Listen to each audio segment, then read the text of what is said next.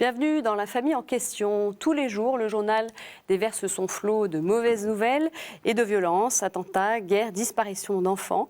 Ces images nous choquent. On oublie parfois que nos enfants y sont aussi exposés et de plus en plus avec la multiplication des écrans. À partir de quel âge peuvent-ils suivre l'actualité? Quelles réponses apporter à leurs questions sur la souffrance, le mal, les catastrophes? Enfin, comment les aider à mieux comprendre le monde qui les entoure pour en devenir acteurs? C'est le thème de cette émission à l'occasion de la Journée mondiale des communications qui aura lieu dans quelques jours, le 5 juin. J'ai le plaisir d'accueillir Marie-Hélène de Cherizet. Bonjour. Bonjour. Merci d'être avec nous. Vous avez 5 enfants qui ont entre 11 ans et 19 ans. Vous êtes également auteure et réalisatrice pour la télévision. Vous avez vécu une expérience assez forte en famille il y a quelques années. Vous êtes partie en voyage pendant 14 mois à travers le monde, à la rencontre d'hommes et de femmes qui font bouger les choses, et ce, malgré toutes sortes d'obstacles. À partir de ces témoignages, vous avez écrit une série de livres pour enfants dans la collection « L'avenir, c'est nous », paru chez Fleurus. À vos côtés, on reçoit Stéphane Clerget. Bonjour. Bonjour Stéphanie. Vous êtes pédopsychiatre, vous connaissez bien les questions autour de l'audiovisuel. Votre dernier livre s'intitule « Le pédopsie de poche ». Il est paru aux éditions Marabout. Et puis enfin, nous retrouvons cette semaine Jean-Louis Bavoux. Jean-Louis, bonjour. Bonjour Stéphanie. Vous nous apporterez votre éclairage sur cette question tout à l'heure. Alors avant d'aller plus loin, comment aider l'enfant à décrypter les informations? Reportage dans un collège et une famille sensibilisée à la question. Depuis 20 ans, l'Éducation nationale encourage les élèves à s'intéresser à l'actualité, notamment en organisant des concours de journaux d'école. Aujourd'hui, élèves, enseignants et journalistes sont donc réunis pour élire les meilleurs blogs et journaux scolaires de Paris. Des élèves qui suivent les informations et qui sont parfois confrontés à des images violentes. Les séismes, les tremblements de terre, les inondations, tout ça, ça arrive à plein de régions du globe. Donc, il y a, comme Haïti, donc il y a plein de régions du globe qui sont touchées. Donc il y aura forcément d'autres moments où on verra des images comme ça. Il faut s'y habituer, il y aura d'autres choses dans ce genre-là. Catastrophes naturelles, guerres, maladies, certaines images peuvent choquer, mais pour ce journaliste, pas question de censurer l'information à l'enfant. Je connais des parents qui interdisent à leurs enfants, qui ont une dizaine d'années, 10 ans, 11 ans, de regarder le journal télévisé. C'est un vrai problème, parce que ça veut dire qu'on coupe un canal d'information majeur à l'enfant. À partir du moment où on lui explique ce qu'est la guerre, ce qu'est la violence naturelle, les catastrophes naturelles, etc. Ça, je pense qu'en tant que parent, c'est capital de se poser la question, et notamment quand l'enfant a 7, 8, 9 ans, où il commence à comprendre la marge des choses. Expliquer l'actualité à leurs 3 enfants, c'est ce qu'essayent de faire Aline et Raphaël Grisard. Ici, l'information tient une place importante. Même lorsqu'ils reçoivent des amis, avant le repas, c'est l'heure du journal. J'avais vu à la télé qu'il y avait quelqu'un qui avait filmé sa maison pendant le tremblement de terre. Et du coup, il y avait tous les CD qu'il avait, toute la télé qui tombait. Et qu'est-ce que ça t'a fait de voir ce genre d'image ? Ça fait bizarre de voir ça parce que chez nous, il n'y a pas. On essaie de leur montrer quand même que le monde n'est pas très gai, qu'on vit nous dans un univers assez privilégié et qu'en fait je pense qu'il est important qu'ils s'en rendent compte. Ce qui ne veut pas dire qu'on y arrive tout le temps. Mais oui, il faut qu'ils sachent que des enfants meurent de faim, qu'il y a la guerre dans certains pays, que des dictatures existent. On essaie de ne pas gaspiller, on essaie de partager, on leur montre la valeur en fait, de l'argent, de ce que l'on achète. La famille tente aussi d'aider par la prière. Je suis allée à la basilique et j'ai allumé un cierge pour que Jésus donne la paix à tout le monde. Le nouvel album Gloria qui sort aujourd'hui servira à financer de nouvelles causes. On n'est pas dans le misérabilisme en fait, on essaie de leur montrer qu'il y a des gens qui font des choses bien. On leur explique que des gens s'entraident. On a vu la Croix-Rouge japonaise qui intervenait, on a vu les départs des secouristes français. Donc là-dessus, on insiste beaucoup justement sur ce lien, sur le fait que même dans un monde triste, bien finalement, on peut aider les autres. Il se fait tourner. Ça veut dire quoi déjà ? Il a essayé avec une arme de dérouter l'avion pour qu'il aille dans un autre pays. Mais expliquer la violence et l'horreur aux enfants n'est pas toujours simple. Quand on voit un père qui tue toute sa famille, on essaie de leur expliquer que c'est pas bien, parce que c'est quand même assez violent ce genre d'image pour des enfants, parce qu'ils peuvent très bien se dire que ça peut leur arriver. Moi, j'arrive pas à leur expliquer, voilà. C'est très compliqué. Dans certains cas, Aline et Raphaël évitent donc de leur montrer des images trop choquantes pour protéger leur sensibilité d'enfant. Marie-Hélène, une réaction sur ce reportage? Vous avez des enfants qui sont maintenant plus grands, hein? J'ai été frappée par le petit mot de la jeune fille, là, disant il faut bien s'habituer. Oui. Donc ça non, je pense que c'est pas bon de s'habituer. On ne s'habitue pas à la violence. Non, je crois que justement nos enfants face à l'actualité, il faut arriver à casser ce face-à-face où on serait spectateur du monde. Oui. Ça, je pense que c'est pas bon. Et au contraire, peut-être que notre rôle de parents, de mettre au monde nos enfants, c'est une tâche qui se poursuit bien au-delà de la naissance. Oui. Et voilà, mettre au monde nos enfants, c'est aussi les faire s'intéresser à ce monde, le comprendre, mais s'habituer, non, je ne crois pas. Ouais. C'est comprendre qu'ils font partie de ce monde et qu'ils en sont partie prenante. Oui, oui. Docteur Clerget, alors, je vous ai vu réagir à un moment quand on entend ce journaliste qui dit je connais des parents qui, à 10, 11 ans, interdisent à leurs enfants de regarder le journal, et ça, c'est vraiment pas une bonne chose.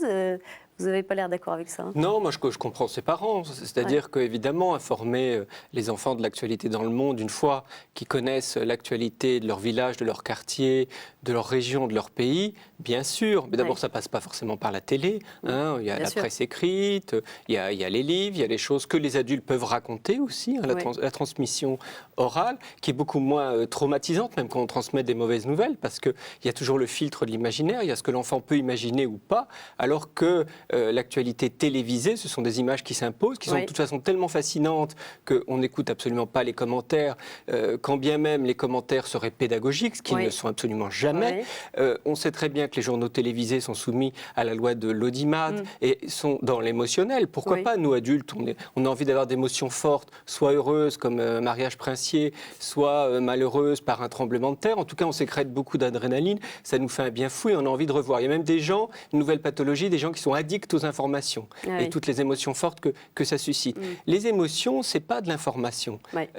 Et les enfants n'ont pas le filtre nécessaire pour accueillir comme ça des émotions fortes. En plus, à force de recevoir des émotions fortes,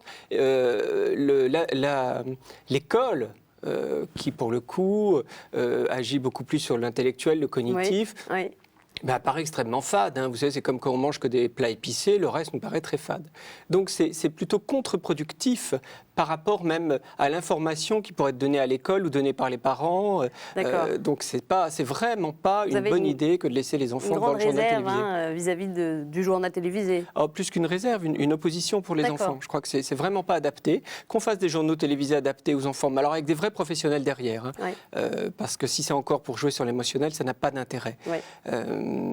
À partir de quel âge donc on peut peut-être regarder avec ses enfants le journal? À partir, disons, du collège, oui, c'est ça, à partir de l'adolescence. Là, les enfants ont beaucoup plus de filtres. Et puis, ils ont appris aussi d'autres choses sur l'univers. Parce que leur faire croire que ce qui se passe dans le monde, c'est uniquement des tremblements de terre, des crimes, c'est totalement fallacieux. Il y a quand même beaucoup de choses constructives qui se passent dans le monde. Moi, je ne suis pas contre qu'on leur parle des tremblements de terre. C'est très intéressant en géologie.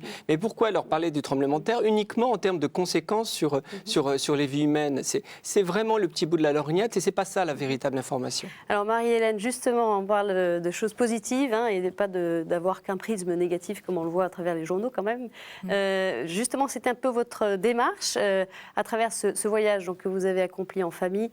Vous avez recueilli toutes sortes de témoignages qui ont fait l'objet de documentaires et puis aujourd'hui de livres pour enfants. Alors, quelle était votre intention, en fait, à travers cette démarche-là? La première démarche pour notre voyage, qui s'intitulait « Quel monde pour nos enfants ?» c'était justement de montrer un monde qui se construit. Et je crois qu'il faut dépasser cette actualité qui nous dépasse parce qu'elle est tout le temps supplantée par une actualité encore plus actuelle. Donc, découvrir vraiment qu'est-ce qui se passe, quels sont les grands enjeux du monde. Oui. Donc on a été enquêté sur des thèmes aussi variés que l'accès à l'informatique et la fracture numérique, la santé, l'eau, le risque des génocides, les droits des femmes. Enfin voilà, on a balayé tout un ensemble de problématiques. Oui. La clé, c'était que, comme on faisait un reportage pour France 5, ils voulaient que les enfants comprennent la problématique et la solution. D'accord. Alors souvent, ils étaient vraiment en première ligne, vos enfants. Hein. Voilà. J'ai mis du temps à accepter parce que justement, faisant un métier de... J'avais réalisé moi-même plusieurs émissions pour la jeunesse sur France 2 et Canal J. Je n'avais pas très envie que mes enfants soient impliqués dans tout exposés, ça. Et en même temps, on s'est dit, les personnes qu'on va rencontrer sont tellement belles dans leur démarche, c'est-à-dire qu'à un moment de leur vie, elles étaient une personne ordinaire et il s'est passé quelque chose, elles ont été confrontées à une situation.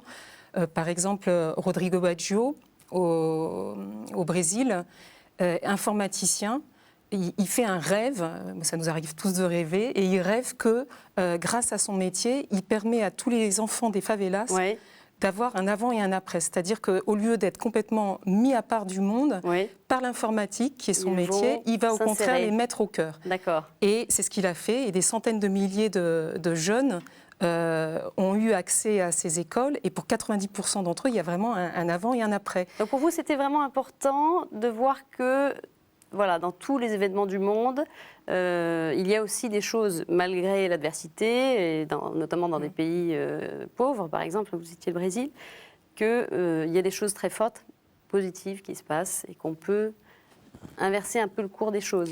Concrètement, pour nos enfants, qu'est-ce qu'ils ont vécu là, à ce moment-là ? On a demandé à des taxis de nous accompagner dans la favela où on devait filmer, et aucun n'a voulu. Donc finalement, on a dû demander à quelqu'un de la favela de venir nous chercher, parce que c'était pour dire qu'il n'y avait pas un climat de sécurité énorme pour que personne ne veuille nous accompagner jusque-là. Et donc, on est arrivé là. Et là, la phrase qui a vraiment interpellé les enfants, c'est que Rodrigo leur a dit, mais vous imaginez que voilà, on a des centaines de milliers de personnes qui sont passées par nos écoles, pas un ordinateur n'a été volé. C'est que ces gens-là qui sont confrontés tous les jours à la violence, il y a la drogue qui circule, des armes aussi, respecter cette action parce qu'ils comprenaient que c'était vraiment d'une évolution sociale. Voilà, la clé d'une évolution sociale. Et c'était pas mettre des lunettes roses, vous voyez, sur le monde d'aujourd'hui, parce que ça vraiment, souvent on nous a dit, ah oui, vous avez fait un tour du monde des bonnes nouvelles. Et j'aime pas du tout cette image, parce qu'on est vraiment parti des problèmes. Et parfois, c'était pas évident d'aller filmer le génocide au Rwanda et la reconstruction. Il y avait une réalité quand même qui était d'être naïf sur ce qui se passait, en fait, et d'enjoliver les choses vis-à-vis de vos enfants. C'était pas le but. Non, c'était pas le but. Mais c'était de leur montrer que derrière, et ça c'était extraordinaire pour eux, je ne sais pas si vous imaginez, c'est de voir qu'une personne, simplement par son engagement, arrive à faire bouger les choses. Alors que quand on regarde les journaux télévisés, on a juste l'impression de l'inverse. C'est-à-dire qu'on est écrasé par l'ampleur de ces catastrophes. Et on se dit, mais moi, je ne peux rien faire. Oui, c'est ça. Et donc, c'est vraiment, vous voyez, on en revient toujours à cette idée de face à l'actualité. Ben non, on est partie prenante de ce monde. Ouais. Alors justement, Stéphane Cargé, quand on n'a pas la chance de pouvoir faire ce genre de démarche, parce qu'elle est quand même assez exceptionnelle, de partir, d'aller voir, de devenir éventuellement acteur, comment, en tant que parent, aider à décrypter des événements? Vous citiez le Rwanda, le génocide, c'est une violence extrême. Comment, avec des mots, aider ces enfants à comprendre le mal, les catastrophes qui surgissent? D'abord, on n'est pas obligé de commencer par ça. C'est-à-dire qu'on n'est pas obligé de les informer sur ces événements-là. On n'est pas obligé de parler de ça aux jeunes enfants. Okay. Ça va être accueilli de manière... soit ils vont rien comprendre, soit ça va être une abomination. Face à cette information, ils pourront rien faire. Ça ne présente aucun intérêt. Je crois qu'on commence... Ils commencent déjà... Il faut leur parler de manière concrète, c'est-à-dire déjà ce qu'ils vivent au quotidien. Les agressions, les enfants à l'école maternelle ou en primaire, ils peuvent les vivre. Donc on parle déjà de la bagarre. La mort, ils peuvent en entendre parler à l'occasion du décès d'un grand-parent ou autre.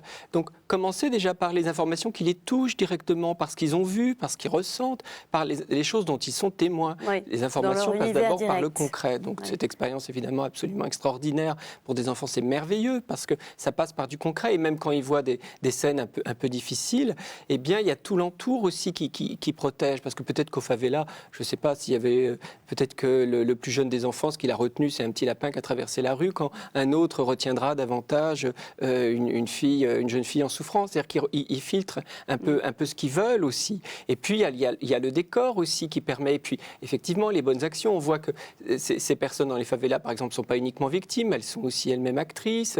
Qu'on ne limite pas non plus les individus à un statut, par exemple, de victime. Si on veut leur parler de ce qui s'est passé entre les Hutus et les Tutsis, eh bien, on peut déjà commencer à leur parler de ce pays, ce qui s'y passe, des animaux qui y vivent, de l'architecture des maisons. Et puis après, quand ils sont un petit peu plus grands, on peut parler de l'histoire, de la colonisation. Qu'est-ce qui a fait qu'on a séparé les Tutsis et les Hutus?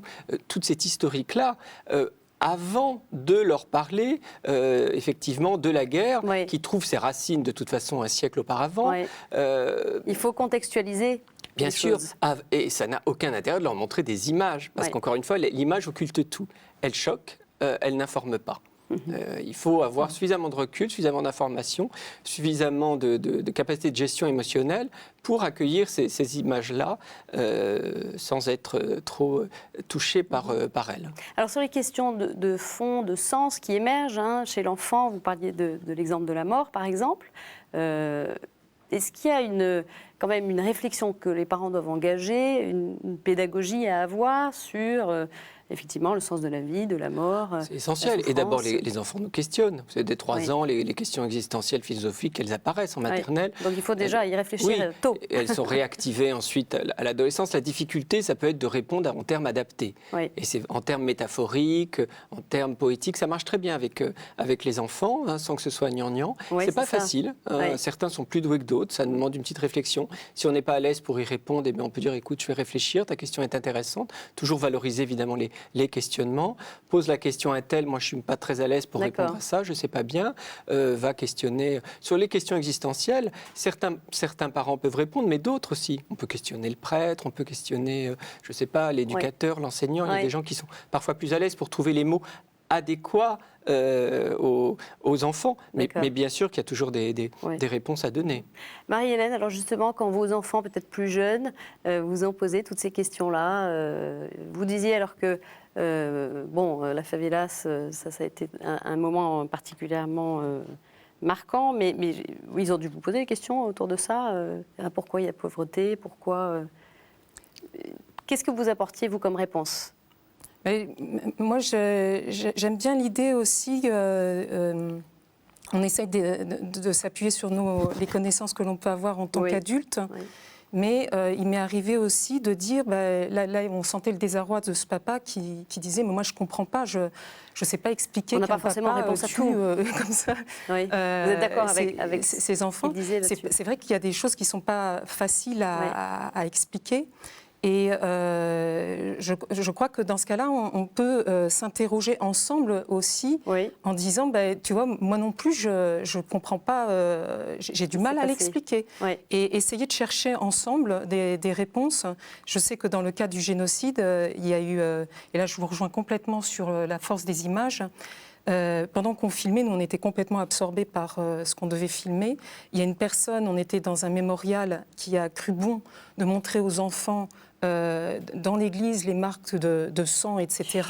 Et ça a été extrêmement violent. Et quand on a entendu un mot qui nous a fait bondir, je n'ai pas besoin de rentrer dans les détails, parce que ce serait trop choquant, on a vite repris en main la situation, mais c'était trop tard. D'accord. Et puis, notre fils, de dire en commentaire à 12 ans, mais bon, que des adultes puissent faire ça à des adultes, à la rigueur, mais à des enfants. Comment on peut faire ça à des enfants? C'était sa réflexion et moi je ne pouvais rien ajouter. Ce déchaînement de la violence. Et en fait, si ce que l'on a vu, c'est que dans ce cas-là, il fallait prendre les choses très au sérieux à partir du moment où il est encore temps d'agir. Et le moment où il est encore temps d'agir, c'est le moment où on commence à faire des blagues racistes. Là, on peut faire quelque chose. Alors, par exemple, je sais qu'il se traitait de cafard ou de noms de ce genre, entre Tutsi et Hutu. Et ça, ce sont des mots qu'on ne doit pas prononcer. Il ne faut pas laisser passer. Et on a eu une autre expérience au retour de notre voyage où on a été invité dans une école coranique à La Courneuve. Et j'avais besoin de preneurs de son. Donc, j'ai dit à mes enfants, est-ce que vous voulez m'accompagner pour m'aider? Et c'était un programme d'éducation à la paix. Donc, c'était que des enfants issus de l'immigration. Et c'était la demande du directeur de faire cette éducation à la paix. Et nos enfants sont ressortis en me disant « Mais maman, c'est incroyable parce que j'ai l'impression qu'ils en savent plus que moi sur l'histoire de nos pays et ils parlent mieux que moi. » Eux, ils avaient une sorte de cliché sur les banlieues et le vocabulaire employé. Ils étaient sidérés. Donc, je crois que c'est intéressant aussi de montrer aux enfants de faire des ponts avec la réalité. Voir un petit peu ce qui se passe, autant que possible. Vous êtes d'accord avec ça? Près de chez soi. Et moi, j'aime bien l'idée de près de chez soi parce que... Sans partir très loin, mais effectivement, on peut voir des choses dans son quartier, dans son Après, entourage. on peut aussi romantiser les choses, c'est-à-dire que dire ben voilà, on va partir à l'aventure. Il y a des façons aussi de prendre ses vacances très très sympathiques. Il y a des gens qui partent en roulotte. On peut partir en excursion. On peut même aller visiter une forêt, un village non loin, mais en créant un peu une ambiance, une atmosphère qui fasse aussi un petit peu rêver les enfants, qui leur donne aussi envie de rencontrer, de visiter. Pour aussi avoir cette curiosité aussi. Oui, pour développer ça, cette envie-là, bien sûr. Mais on apprend d'abord, effectivement, avec les yeux, avec les mains, avec les oreilles, en parlant, en rencontrant, en touchant. C'est la meilleure façon d'apprendre, en tout cas, à ces âges-là, oui. Merci beaucoup à tous les deux. Je me tourne vers vous, Jean-Louis, au vu de ce qu'on a entendu, intéressant. Moi, je me tournerai déjà volontiers vers les adultes. Je trouve qu'il y a vraiment on peut ne pas être passif devant ce qui nous tombe à la télé ou autre. On parlait d'addiction à l'actualité. On a des chaînes maintenant qui donnent l'information en continu. On rappuie, d'ailleurs, on a en général la même qui revient. Voilà. On est complètement assommé. Donc je pense que les adultes ont un devoir de ne pas être passifs et donc de trier l'information déjà pour eux-mêmes et de ne pas être soumis à ce qu'on leur balance en permanence et 24 heures sur 24. Et donc du coup, il y a une éducation à la réception de l'actualité pour les enfants. Et moi, j'ai la même réaction. L'histoire du journaliste qui est atterré qu'on ne montre pas les informations et les images aux enfants. Je ne sais pas s'il a des enfants, mais je pense que ça lui posera des problèmes si ensuite s'il les laisse en permanence devant ces images qu'on peut nous servir à longueur de temps. Donc l'éducation à l'actualité, c'est la proximité, c'est tout à fait ce qui a été dit, c'est-à-dire que qu'est-ce que c'est que l'actualité? Le vrai but de l'actualité, enfin des actualités, de désinformation, c'est de nous permettre de nous intéresser à ce qui se passe autour de nous, aux autres. C'est tout à fait humain. Et donc, tout ce qui intéresse l'homme, c'est chrétien. Mais voilà, s'intéresser à ce qu'on a autour de soi. Donc, pour intéresser concrètement un enfant et pour le préparer à être un acteur, on parlait d'être acteur dans le monde, à être un acteur plus tard, il faut l'intéresser évidemment à ce qui se passe autour de lui. Et oui. Et on peut avoir un regard chrétien sur l'actualité, selon vous? Moi, je pense qu'on peut avoir surtout un regard humain. Oui. Je pense que de toute façon, plus on est humain, plus on est chrétien. Je crois que c'est le message du Christ. Donc je pense que le regard chrétien de l'actualité, c'est le regard utile, le regard positif, le regard où je me situe par rapport à ça, qu'est-ce que je peux faire par rapport à ça, ou qu'est-ce que je ferais éventuellement. Et là, du coup, avec même peut-être des enfants un peu plus grands, ça peut être une occasion d'en parler et de dire ce qui est moralement bon, ce qui est moralement, parce que ça existe quand même, le bien et le mal, pour vraiment entrer dans des discussions qui permettent de faire grandir et du coup de faire des choix, parce que faire grandir un enfant, ça lui permet un jour de faire des choix, de choisir entre ce qui va le faire grandir et ce qui va ne pas le faire grandir. Merci Jean-Louis, merci à tous les trois. Alors avant de nous quitter, je rappelle Marie-Hélène de Cherizet que vous avez publié 5 livres pour enfants chez Fleurus. Juste dire un petit mot à ce sujet. L'idée, c'est qu'on avait écrit pour les adultes et il y a beaucoup de parents qui nous ont remerciés de leur avoir donné cette possibilité de parler de ces petites pépites qui existent dans le monde. Et nous, en tant que parents, je pense que c'est important qu'on se dise mais de quoi je parle à mes enfants à table et qu'on soit un peu comme des chercheurs d'or à la quête de ces petites pépites. Et l'idée de ces livres, c'est vraiment de donner ces petites pépites. Alors, justement, ils sont très bien faits, je vous les recommande. Il y a une encyclopédie, L'avenir c'est nous, qui part du mot aborigène à voyage. Il y a également Il change le monde. Ce sont des histoires vraies, donc c'est basé vraiment sur les personnes que vous avez rencontrées, leurs témoignages. Et puis, il y a 3 romans, notamment La brume de Lima, qui est le dernier qui vient de paraître. Lima, de Lima, voilà. Donc, tout ça est paru chez Fleurus et ils sont vraiment très bien faits. C'est à partir de 11 ans. Voilà. Ça. Voilà. Merci à tous de nous avoir rejoints et vous pouvez bien sûr retrouver cette émission sur ktotv.com. Très bonne semaine à tous. Au revoir.